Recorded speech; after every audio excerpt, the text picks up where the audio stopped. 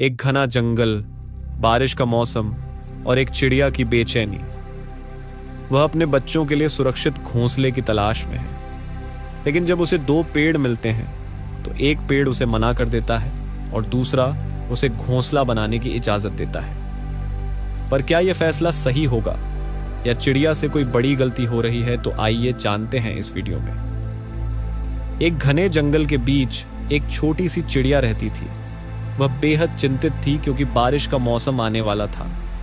उसे अपने बच्चों के लिए एक सुरक्षित घोंसला बनाना था।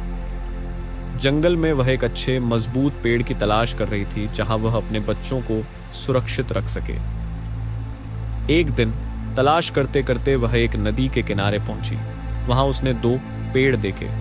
एक पेड़ घना और मजबूत लग रहा था, जबकि दूसरा थोड़ा कमजोर और झुका हुआ था। चिड़िया सबसे पहले उस घने और मजबूत पेड़ के पास गई। चिड़िया ने मीठी आवाज में कहा, पेड़ भैया, बारिश का मौसम आने वाला है। क्या मैं आपकी टहनियों पर अपने बच्चों के लिए घोंसला बना सकती हूँ? पेड़ ने कुछ देर सोचा और जवाब दिया, नहीं चिड़िया बहन, मैं तुम्हें यहाँ घोंसला बनाने की इजाजत नहीं दे सकता।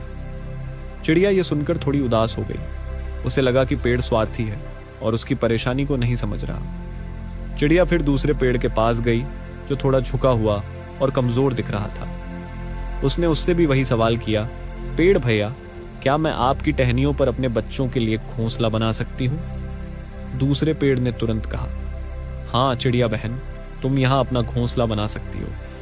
मैं अपनी टहनियों में तुम्हारे बच्चों को सुरक्षित रखने की पूरी कोशिश करूंगा। चिड़िया यह सुनकर बहुत खुश हुई।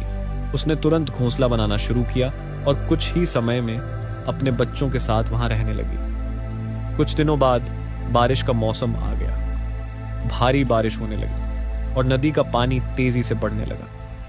पानी का बहाव इतना तेज था कि उसने पहले पेड़ को जड़ों से उखाड़ दिया।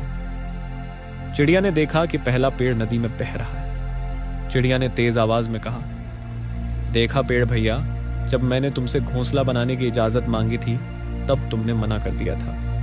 अब तुम्हें अपने स्वार्थी स्वभाव का फल मिल रहा है। पहला पेड़ मुस्कुराया और बहते बहते बोला, चिड़िया बहन, तुम गलत समझी। मैंने तुम्हें मना इसलिए किया था क्योंकि मुझे पता था कि मेरी जड़ें कमजोर हैं। मैं इस बारिश में नहीं टिक पाऊंगा। अगर तुमने मुझ पर घोंसला बनाया होता तो तुम्हारे बच्चों की जान भी खतरे में पड़ जाती। मेरा इनकार स्वार्थ नहीं बल्कि तुम्हारी और तुम्हारे बच्चों की सुरक्षा के लिए था। मुझे माफ कर दो।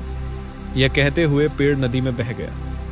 चिड़िया की आंखों में आंसू आ गए। उसे अपनी गलती का एहसास हुआ। उसने सोचा, मैंने पेड़ के मना करने को उसकी कठोरता समझा, लेकिन वह मेरे और मेरे बच्चों के भले के लिए था। तो दोस्तों, इस कहानी से हमें यह सीख मिलती है कि किसी के इनकार को हमेशा उसकी कठोरता या स्वार्थ न समझें। क्या पता वह आपके भले के लिए हो।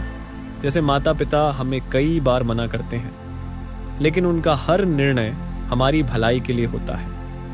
इसलिए किसी को उसकी परिस्थितियों को समझे बिना जज न करें। हमेशा याद रखें, अगर ये कहानी आपको पसंद आई हो तो इसे दूसरों के साथ शेयर करें ताकि यह महत्वपूर्ण सीख हर किसी तक पहुंच सके।